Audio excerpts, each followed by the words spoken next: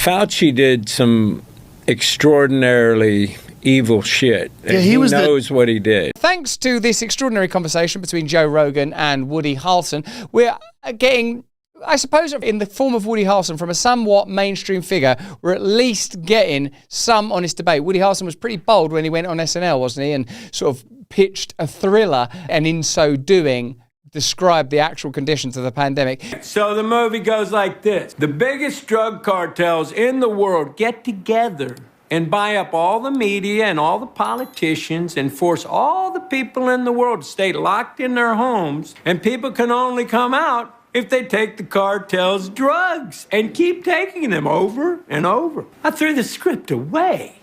I mean, who is going to believe that crazy idea? Being forced to do drugs? I do that voluntarily all day long. Here he is on Joe Rogan claiming that Anthony Fauci is perhaps naked, raw, evil. I mean, Bobby, I really hope he's able to do some good things, because he's certainly a man on a mission and a man who cares deeply. Yeah. And I think really heroic how much he stood up for things that he didn't need to talk about, that didn't help him in any way. Right. He just took one arrow after the other over it. To me, even if he was wrong, which I don't think he was, then it's heroic to do that. Yeah. Yeah, and he wasn't wrong. The thing is like, I was a victim of that propaganda, and I told him that when I met him and I had him on the show. I said, I always thought you were a kook.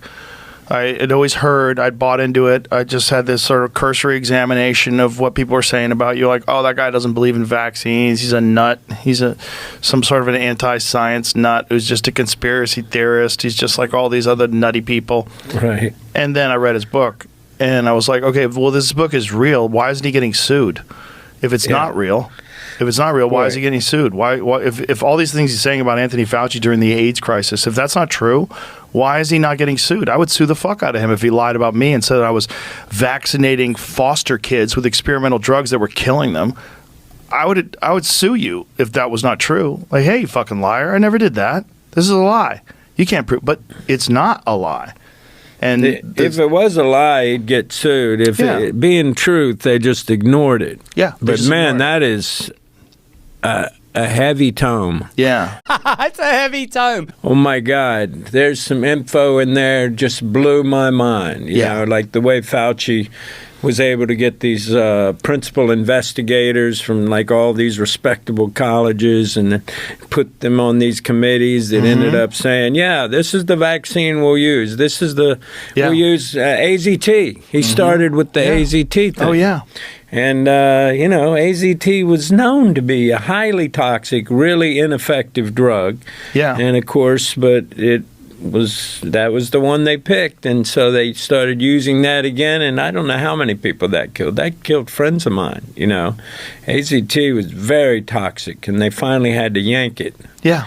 And now they use different chemical cocktails, but, like, Fauci did some extraordinarily evil shit. Yeah, he knows what he did. Wow, pretty extraordinary, isn't it, that now reality is caught up with the conspiracy theorists. Woody Harrelson, coming from that extraordinary kind of eco-hippie, liberal, pot-smoking, hemp-wearing perspective, is now on the same side as many people that were kind of oddly judged as being on the right. This is a new political moment. It's a new moment in truth. And Bobby Kennedy, Secretary Kennedy, is perhaps the defining figure of this movement because of that book, among other things. Now, this is an appraisal that's going to have to go pretty deep, because look at this story from the mainstream papers. From the looks of it, it's the Mail Online. Vaccine victims left disabled after taking COVID jab react to bombshell Yale study that found shots cause extreme body changes. It's just revelation after revelation.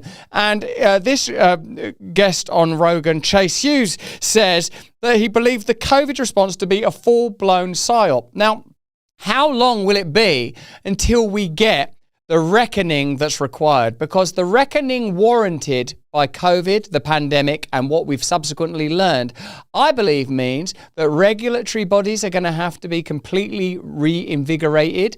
Pharmaceutical industries owe a lot of money to a lot of injured people, and government officials right the way up to positions of leadership, I'm talking about the Prime Minister of the UK, I believe are vulnerable and indicted by these revelations. How deep are their relationships with Big Pharma? Why do people from Moderna keep getting jobs within government agencies and vice versa? What are we being told or shown in plain sight by this entrenchment and unfurling corruption? Here, Chase Hughes tells Joe Rogan that the entire COVID period was a psyop. Let me know in the comments and chat if you agree with that. Do you think that someone sat in a room and that people discussed the best ways to get people to comply? Yes. Oh, yes. I would bet my career because it was executed following textbook protocol. And there are these, I made a YouTube video on my channel of like how to spot psyops, and there's like 20 different little things. You only need one thing, and you can spot whether or not you're standing in the middle of a psyop. And that one thing is, if the opinion that's coming out needs people to be silenced, it's a psyop. There are psychological operations in play. Wow. So if you can't question it, if you're supposed to just go along, it's a psyop. Yeah, and if people have to be silenced or publicly shamed because of their information, and they're not telling people the sky's falling. They're not saying crazy shit. Mm-hmm. They're just saying basic stuff, and they need to be silenced. That is a psyop. No matter what, you can go back in any time in history during a psyop of our country, and if people needed to be silenced or shamed publicly, which is like the tribe, right? That's why public speaking is our number one fear for humans. It's not a fear of speaking; it's a fear of judgment. Right. So I'm just putting the threat of judgment out there. That is a psyop. So if people have to be silenced, and there were Harvard doctors kicked off of the internet or kicked off of Twitter for this stuff. Yeah. That's Stanford, MIT. That's all you need. Yeah. The Great Barrington Declaration. People didn't agree with exactly how the government was handling everything, and they were silenced. And they were treated like fringe quacks instead of respected physicians. And it was openly discussed in emails. That's what's really crazy. They talked about the strategy of silencing these people, and then you had the actual government itself contacting Twitter, trying to get people removed, which is wild. Yeah, and didn't you have Mark Zuckerberg on? He talked about and he talked about Facebook doing it, about the FBI contacting them. It's crazy to believe, but my hope is that people have learned from this past 4 years and that this is an eye-opener. So there you have it. The pandemic period was a window into which we were able to glimpse and see state corruption, globalism, pharmaceutical corruption, the tendency of big tech to collaborate with governments when it comes to censorship. In short, it was an awakening for us all. It was the period of my awakening. Thank God that I never took any of those products. Let me know in the comments and chat if you did take them. Let me know if you think you've got a right to sue your government, because sure as hell the pharmaceutical companies aren't paying their own debts. Governments are carrying the financial burdens that those pharmaceutical companies should be carrying. Certainly in this new media landscape, it's going to be impossible for them to avoid the reckoning that's due. So there you have it. The pandemic was a collective great awakening. From what was intended for bad, many good things could yet come. But that's just what I think. Let me know what you think in the comments and chat. Rumble have always believed in empowering free speech voices. Do you remember when dirty old Dunkin' Donuts turned their backs, and their stinking donuts? They said that Rumble had a right-wing culture. No. Free speech isn't fascist, but Dunkin' Donuts would have you believe it. So would YouTube, so would all the globalists. Join us on Rumble Premium. You don't only get additional good old Russell Brand Stay Free content, you get additional content from him, and him, and him, and her. Oh, there is a her. And another her.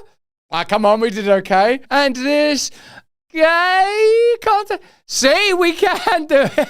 We ain't no right wing. We're excited to offer you Rumble Premium, a completely ad-free experience with exclusive benefits for viewers and creators. For a limited time, you can get $10 off an annual plan using the promo code BRAND. Visit rumble.com/premium/brand to help me. Use me, help me, and help you. Help me, help you. That's Jerry Maguire, huh? Help me, help you. Together, we can turn the tide. Whether you join Rumble Premium or simply keep watching, your kindness helps free speech alive. And if enough of you join, I might give you one last glimpse at these little guys. Hey, thanks for watching. If you want to see more uncensored content where free speech can flourish, join our live stream. Click the link right here to watch the next video if you want to, or become a member of a growing movement. Download the Rumble app and you'll be informed every time we make a new piece of content. Stay free.